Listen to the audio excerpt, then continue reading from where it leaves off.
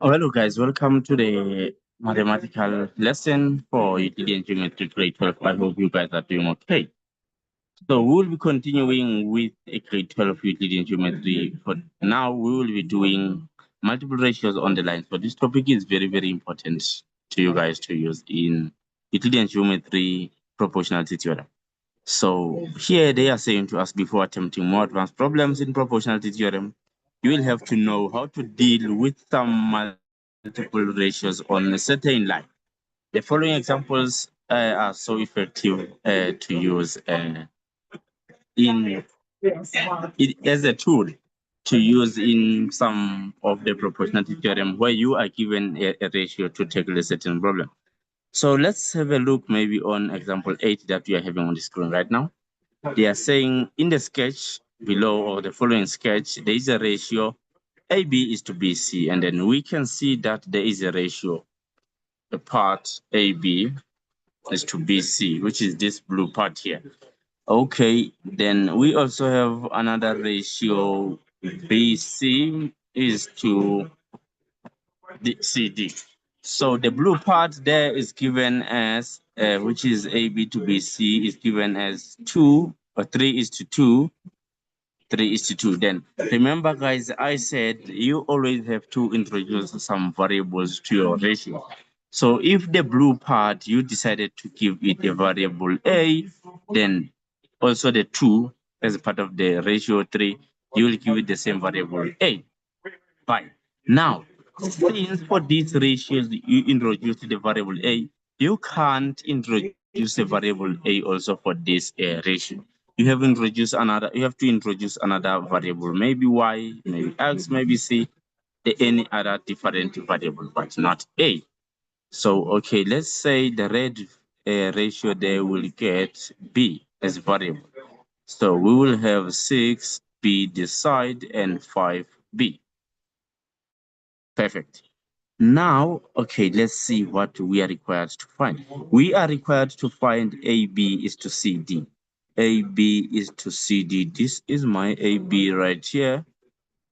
This is my AB is to CD, the black part. So you might be curious on how we can tackle this one. So always the first thing that you have to do is to look for the mutual part, or maybe looking at these two ratios, the red ratio and the blue ratio, we can see that BC is equal to BC in terms of the red ratio, also in terms of the blue ratio. So now what are we going to do?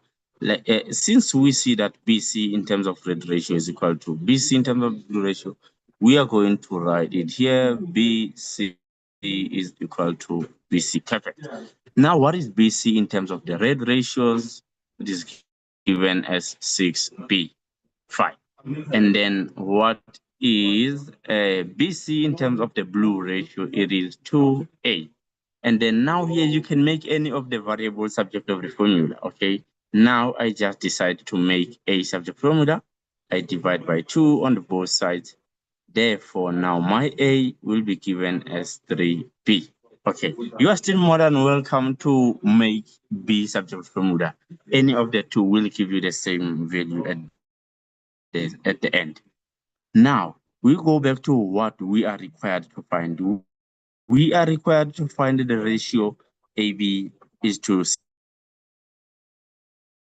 keeping in mind that the first part of the ratio is the numerator. So we are going to have AB over CD. Perfect.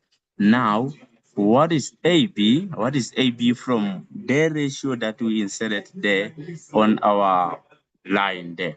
AB, we can see that it is 3A. Okay, perfect. All over CD. What is CD? it is 5b. Okay, 5b then is equal to, now we have got a variable a here in terms of b, so we substitute that a with this variable 3b there. We have got 3 times a. What is our a now? It is 3b. Perfect. All over 5b. Nice. Now, what is 3 times 3b? It is going to give me 9b all over 5b. Therefore, b cancelled out. Now I have 9 over 5. Therefore, my ratio A B is to CD can be given as 9 is to 5 ratio, just like that. I hope this makes sense to you, right? Okay, then now let's move to the next part. Okay, we also have got some example 9 here. So I'm going to do the same thing as what I did in the previous example. I'm going to plug my ratios on this line and then introduce the variables. From there, I look for what is the same in terms of the length. Now I equate the ratios. Let's see. They are saying, remember guys, it is important to ensure that you read your statement to ensure that you have everything that you are given, and then you plug it into the diagram so that you will use the given information to look for what you are required to look for. Fine. So now they are saying in the following sketch below, we are given the ratio that PQ is to QS. So where is PQ? This is my PQ is to QS. I'm given that as 2 is to 3. Fine. Let us introduce a variable. Okay, now this time I'm not going to introduce a variable A. Let me maybe introduce a variable X. So for this ratio, since I decided to give it a variable X, then everything for this ratio, I should give it a variable X. Perfect. Now let's go for QR is to RS. This is QR is to RS. Now for QR, we have 5. Perfect. And then for RS, we have 3. Let us now give it a different variable because X is already there on the other ratio. Now we can say this is Y, this is Y. Perfect. Now we are required to find the fraction QR over PQ. Fine. QR over PQ. So now remember we have to find one variable in terms of another variable. So we can see that here QS here is equal to QSY because we can simply take this part for 3x and equate it to this 5y plus 3y. Now we say QS is equal to QS. Okay, what is QX in terms of the ratio part X? It is going to be 3x. Okay, perfect. And then QS part, they are going to have 5y plus 3y, which is going to give me 8y. Okay, something like this. Now you make any of this variable x or y subject formula. It's up to you which one you feel comfortable in making subject formula. So in this case, I will decide to make x subject formula. Therefore, this gives me x is equal to 8 over 3y. Perfect. Now I've got x in terms of y variable. Now, to answer the question, okay, where will I write? Okay, I will use this space here. Now, we are required to find QR all over PQ. Okay, now what is QR there from the diagram? QR is 5y. Okay, 5y all over PQ. We have PQ here is 2 times x. 2 times x, and then now someone maybe might get stuck when getting to this point because now they won't be able to proceed from here. They will be confused. What can I do now when I'm at this point?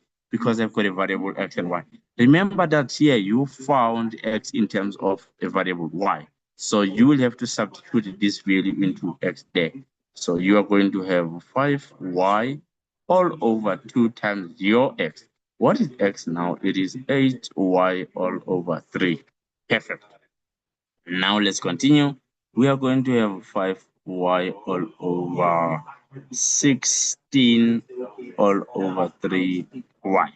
Perfect. Now we are here. This is over 1. So simplifying the division of the fraction, remember we do it like this. We will have 5y over 1 times what? Times 3 all over 16y. That simply gives me 15y all over 16y, which is 15 over 16. So now this simply shows us that the fraction QR over PQ is given as 15 all over 16. Fine. Now let's say they asked you to find the ratio QR is to PQ. And now, what were you going to do in this case? You just remember that a ratio can be expressed as a fraction, and a fraction can be expressed as a ratio. So now this is the numerator in the form of a fraction. This is the denominator in the form of a fraction. So you just take your 15 QR is to 16 for PQ. That's all that you had to do. If you maybe were requested to find the value QR is to PQ. That's all. Okay, guys, thank you. We can move to the next part. We have got the other example here. Is it the last one or? Oh no, we still have some examples to do below. Fine. We have example 10 here. We are still going to do the same thing, guys. Now for sure you are now mastering this part. They are saying in the following sketch, we are given the ratio AB is to BC, AB here is to BC. What is AB? It is 3. What is BC? It is 2. Give me the variable A, give me the variable A, 5, because it is from the same ratio, so I give it the same variable. Now, let's go to the next ratio. AC is to CD. AC. This is my AC, right? And then this is my CD. What is AC? It is 10. What is CD? It is 3. But we introduce another different variable, B. Okay, B, 5. And then now, what are we required to find there? AB is to BD. But before we can go for that, now let's try to find one variable in terms of another variable.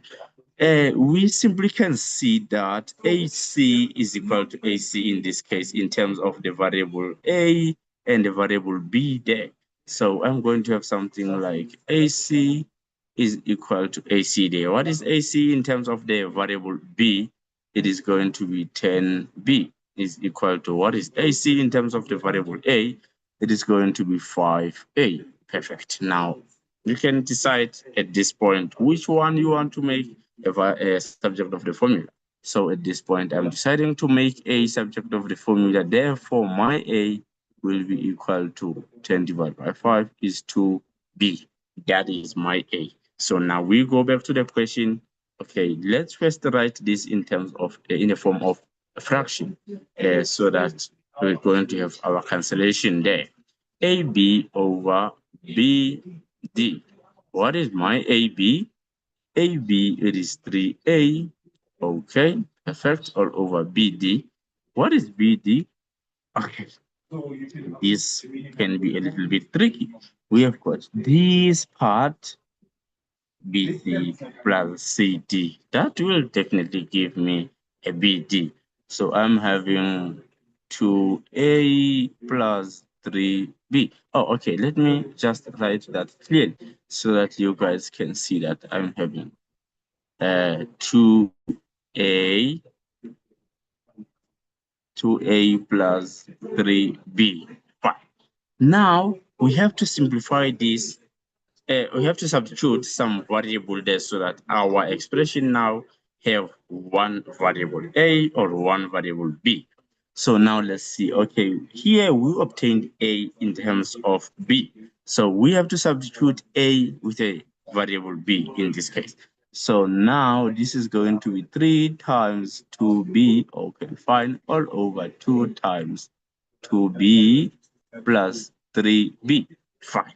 Now my numerator is going to be 6b. What am I doing? Sorry, 6b all over 2 times 2 here is going to be 4b plus 3b. Now this gives me 6b all over 7b. The b's cancelled out. I'll be left with 6 over 7. So now this ratio is 6:7. 6:7, then you write 6:7, just like that. Okay, let's go to the next one. Now, let me erase this so that I can have some space to write on. A moment, guys. I just want to erase this part so that I can have some space to write the solution, for example, 10b. Okay, almost there.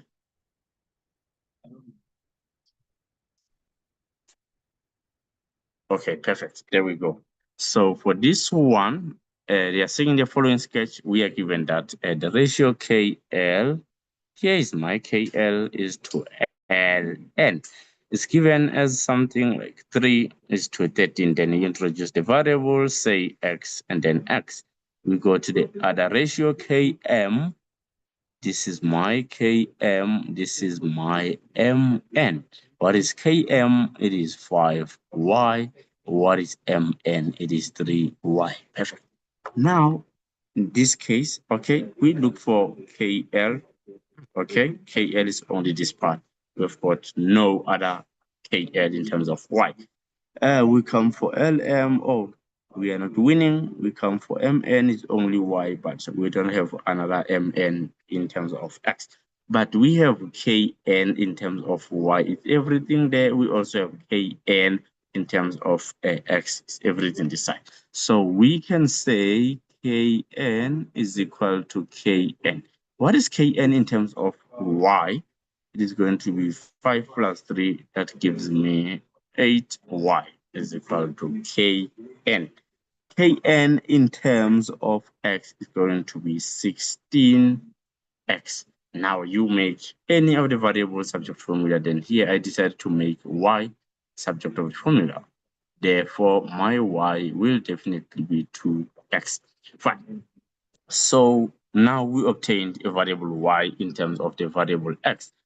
Now let's go to the question and see what we are required to find. We are required to find KL all over LM. Fine. What is KL from the diagram? We can see that this is KL.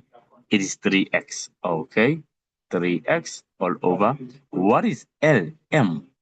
What is LM? LM is this portion here. So what can we do actually to obtain this part? Oh, this is where mathematical thinking is taking over now. You have to think on what you can do to find this part LM. Here is LM, this orange part here. So what can we do to find that orange part? Okay, we have everything here. In this everything, we can just cut this one. We will be left with this. And then in this, we cut this part. Okay, does that make sense? Okay, let's say I have everything like this. This is my KN. Okay, this is my KN. And then I come here, there is L. I remove this portion here. I remove this black portion here. Of course, I will be left with this part, right? Fine. Now, remember, I want to be left with this portion here. I want to be left with this part here. So now what can I do? Now what I will do, I will again remove MN. This is my M. I will now again remove this part. Does it make sense? I hope it does. Now, okay, let me do it algebraically. Okay, remove, fine. Now, we said we will take Kn. What is Kn? It is equal to Kn is this part. It is 16x. Okay, 16x. We subtract KL 5. We subtract KL. That will be 16x minus 3x. It gives me 13x. Okay, fine. Even though this was unnecessary because we can just take ln, we subtract mn, but it doesn't matter. So now this gives me ln. Now 5. Okay, we have ln as 13x. Okay, let me erase this part. Erase this part. Now we have ln. We have ln in terms of the x variable, which is 13x. Now I'm subtracting that mn now minus mn is going to be 13x minus 3y. Oh, okay. And then someone can say, oh, no, you can't subtract these because they are unlike terms. But remember, there we found y in terms of x. Therefore, wherever we see y in this case, we can substitute our variable x there from what we obtained up there. Now, here we get 3x minus 3 times y. What is y? It is what is y? It is 2x. Okay, perfect. Now I'm going to have 13x minus 3 times 2x is 6x. 5. 13 minus 6 is going to give me something like 7. Yes, 7. Is it 7? 8, 9, 10, 11, 12, 13. Yes, 7x. So this is going to be 7, not 17. My bad. Okay, 7x. Perfect.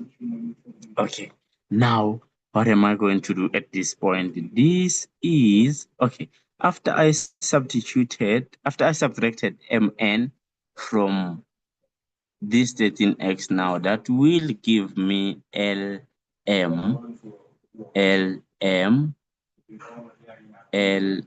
fine. Now, this part gives me 7x. This red part here gives me 7x. Okay, that is lm. So now I'm going to substitute it here. Where's my black pen? It will be 7x. Therefore, x cancels out. Then I will now be left with 3 over 7. And then that's all, guys. And then now we can proceed to the next example. Okay. 6 is 7. Okay, we obtained that. Okay, 3 over 7. Is that the case? Oh, okay. Okay, we are still okay. Now this is the last example of this lesson. Now let's see. Now we are going to have proportionality theorem on this case, but we are going to use what we just learned about using some multiple ratios on the same line to tackle this proportionality theorem problem. So let's read the statement and just know what we have that we can use in order for us to find what we are required to find. Fine. Let's dive into the problem. They're saying in the sketch alongside, we are given that AD is to DB is 7 is to 4. So where is my AD? This is my AD. This is my DB. Fine. What is AD? It is 7. Give it the variable A. Fine. What is DB? DB, it is 4. Give it the variable A because they are on the same side and it is same ratio. Let's go to the next ratio. We have got DG. DG is part. Let me use another different color, maybe orange. DG is that one is to GC. What is DG? DG is to B different variable, and then what is GC? It is 5 B different variable. Fine. Now we are required to find the ratio AF is to FC.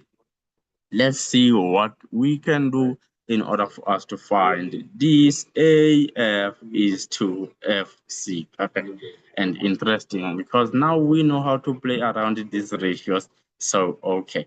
Now, I'm going to say in this triangle A, oh, now I can't see what is this. Okay. And then I'll take back my line there. Okay. In this triangle ABF, this triangle, we can see that proportionality theorem is applicable. Why? Because we have got these parallel lines. There exists a line that is parallel to the third side of this triangle. Perfect. Now, what can I do now? I am allowed to say now AD over DB, AD over DB is equal to AE over EF. AD over DB is equal to AE over EF. Why? Because I used proportionality theorem. Why did I use proportionality theorem? Because DE is parallel to BF. Fine. Now, what is AD over DB? What is AD over DB?